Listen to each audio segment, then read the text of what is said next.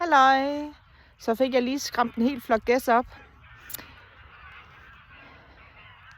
Meget snart så holder jeg et webinar om, hvordan du kan bruge dit intuitive sind til at tage de rigtige beslutninger. Jeg håber, du kan høre, hvad jeg siger, selvom der er masser af skrab med gæs bagved i baggrunden.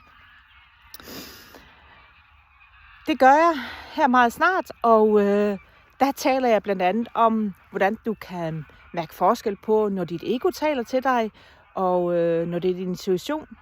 Hvordan du kan mærke, når du, eller hvem du faktisk er, når du bruger dit intuitive sind, og hvem du ikke er, når du vælger at ikke bruge det. Du kan også, du hører også med blandt andet om, hvordan du kan lære at stå op for dig selv. Og jeg fortæller meget, meget mere. Jeg håber, du har lyst til at høre med. Ha' en skøn dag. Vi ses, og tryk hernede under, hvis du har lyst til at være med. Det findes på replay bagefter, så hvis du ikke lige kan den dag, så meld dig til alligevel. Jeg håber, vi ses. Ha' det godt. Hej hej.